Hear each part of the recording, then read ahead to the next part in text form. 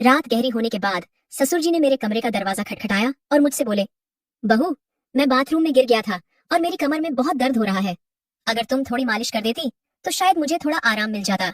मैंने उन्हें अपने बिस्तर पर लिटा लिया और धीरे धीरे उनकी कमर की मालिश करने लगी। पर इसके बाद जो हुआ उसकी आप कल्पना भी नहीं कर सकते, क्योंकि इसके बाद मेरी पूरी जिंदगी बिखर गई थी। हेलो दोस्तों, आज की इस अनोखी कहानी में आप सभी का स्वागत है।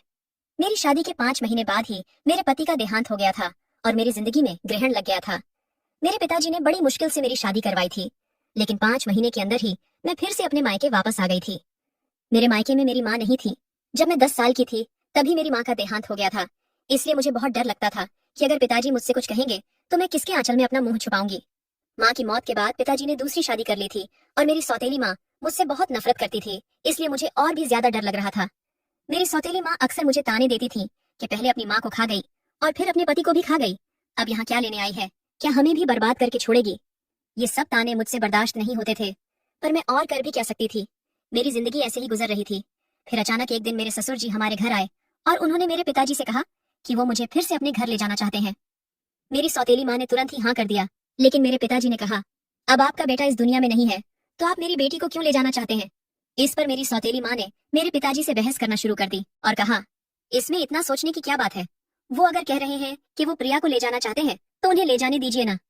आपको इतनी तकलीफ क्यों हो रही है, और वैसे भी प्रिया उनके घर की बहू है, उनके बेटे की मौत हो गई है तो क्या हुआ, वो अपने ससुराल तो जा ही सकती है ना।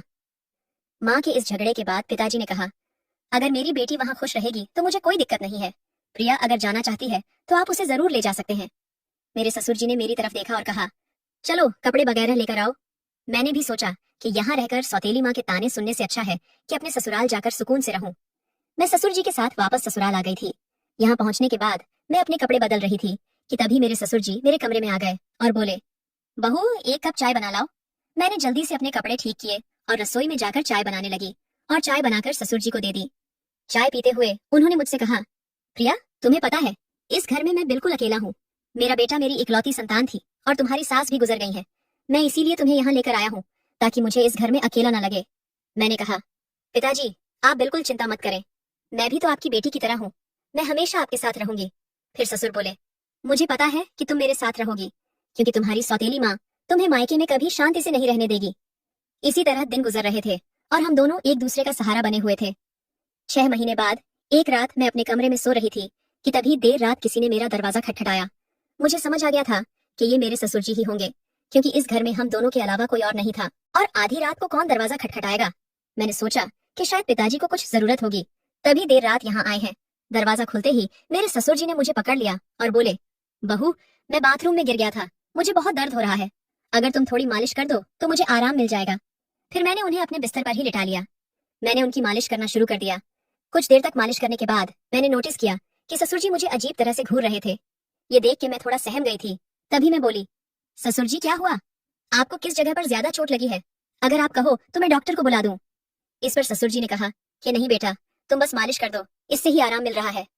उनकी अजीब सी बातें सुनकर मुझे अब और भी अजीब लगने लग गया था। फिर मैं बोली, ससुर जी, आप यहीं मेरे कमरे में ही लेट जाइए। कमर में दर्द लेकर आप अपने कमरे तक कैसे जाएंगे, मैं आपके कमरे में जाकर सो जाती हूँ। मेरी बात सुनकर मेरे ससुर बोले, बेटा, तुम मुझे इस हालत में अकेला छोड़ के चली जाओगी, अगर रात को मुझे बाथरूम जाना पड़ा या अगर मुझे किसी और चीज की जरूरत पड़ी तो मैं क्या करूंगा, इससे बेहतर है कि तुम यहीं सो जाओ।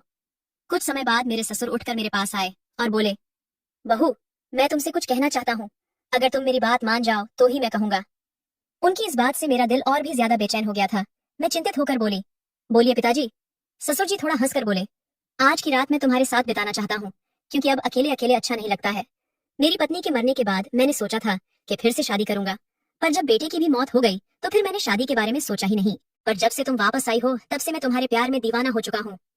उनकी ये सारी बातें सुनकर मुझे बहुत असहज महसूस हुआ, लेकिन उनकी बात का विरोध करने की हिम्मत नहीं हुई।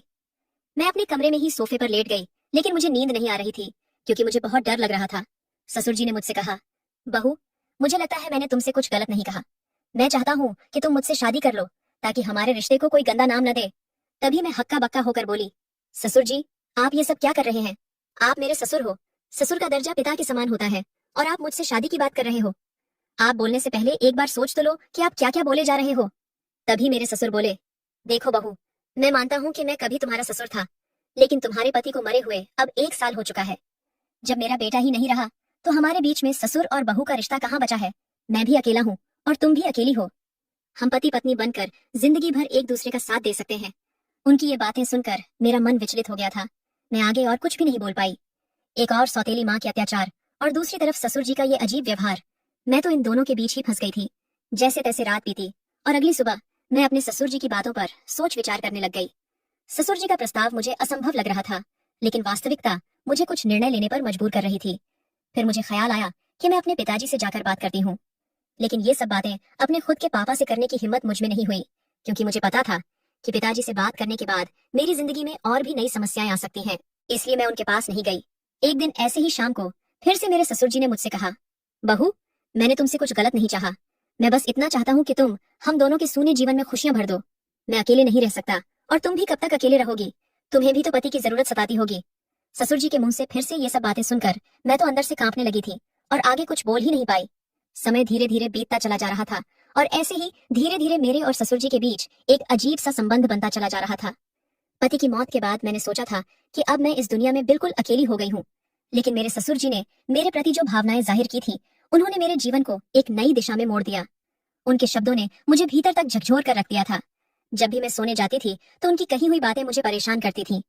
वह कहते थे कि मेरे साथ रहने से उन्हें अपने अकेलेपन का एहसास नहीं होता और वह चाहते थे कि हम दोनों एक नई जिंदगी की शुरुआत करें।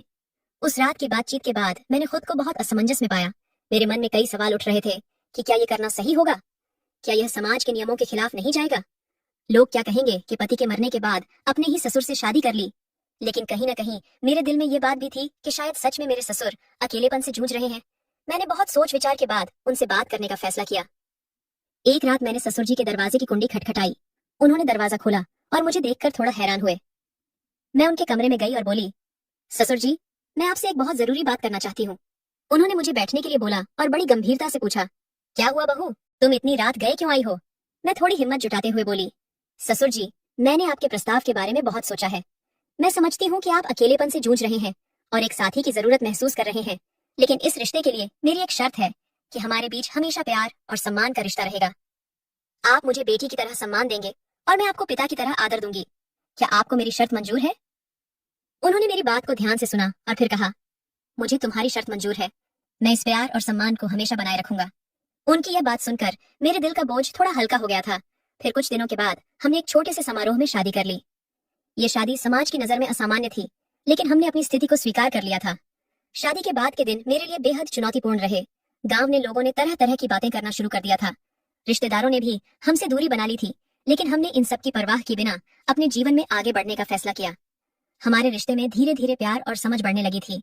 ससुराल में पहले जहां मैं खुद को असहज महसूस करती थी, अब वही घर मुझे अपना सा लगने लगा था। ससुर जी हर संभव प्रयास करते थे जिससे मैं खुश रहूं। उन्होंने मेरी हर छोटी बड़ी जरूरत का ख्याल रखा था और मेरी सारी ख्वाहिश पूरी करते थे। वह हर दिन मेरे लिए कुछ न कुछ खास करने की कोशिश करते थे। कभी मेरी पसंदीदा खाने की चीजें लाते थे तो कभी मेरे लिए नई नई साड़ियां लाते थे। धीरे धीरे मैंने उनके प्रति एक अलग तरह का आदर महसूस करना शुरू कर दिया था। हम दोनों ने मिलकर एक नई जिंदगी की शुरुआत की थी। ससुर जी अब मेरे जीवन का एक अभिन्न हिस्सा बन चुके थे और अब हमारे बीच का रिश्ता सिर्फ ससुर और बहू का नहीं रहा, बल्कि अब हम दो जिस्म और एक जान हो चुके थे। उन्होंने मेरी बंजर जिंदगी में बरसात की थी। उन्होंने मुझे फिर से हंसना सिखाया था, जीवन को एक नए नजरिए से देखना सिखाया था। शादी के कुछ महीनों बाद मैंने महसूस किया कि हमारे बीच का यह नया रिश्ता मुझे एक नई दिशा दे रहा है। हम दोनों ने साथ मिलकर कई मुश्किलों का सामना किया और हर बार एक दूसरे का साथ दिया। ससुर जी के साथ मेरे इस नए रिश्ते ने मुझे जीवन के कई नए पहलू दिखाए थे। उन्होंने मुझे यह एहसास दिलाया कि जीवन में अगर साथी सही हो तो कोई भी मुश्किल इतनी बड़ी नहीं होती कि उसे पार ना किया जा सके। समाज ने भी हमें बहुत खरी खोटी सुनाई थी, पर हमने किसी की बात पर गौर नहीं किया। हमारे रिश्ते में धीरे धीरे एक नए तरह का प्यार और सम्मान उभरने लगा। उनके साथ बिताए हर पल ने मुझे कुछ नया सिखाया और मुझे एहसास हुआ कि कभी कभी जीवन हमें ऐसे मोड़ पर ले आता है जहां हमें अपने फैसलों पर पुनर्विचार करना पड़ता है। आज मैं अपने ससुर जी के साथ एक नई जिंदगी जी रही हूँ और हमारे बीच का प्यार और सम्मान पहले से भी अधिक मजबूत हो गया है और वो मेरी जिंदगी के सबसे महत्वपूर्ण इंसान बन चुके हैं। कमेंट करके जरूर बताइएगा कि आपको ये कहानी कैसी लगी। अगर आपको ये कहानी पसंद आई हो तो इसे लाइक करें और अपने दोस्तों के साथ भी शेयर करें। आगे भी ऐसी रोमांचक कहानियों के लिए हमारे चैनल को सब्सक्राइब करें और बेल आइकन दबाना ना भूलें। सब अपना और अपने परिवार का ख्याल रखना। Thank you.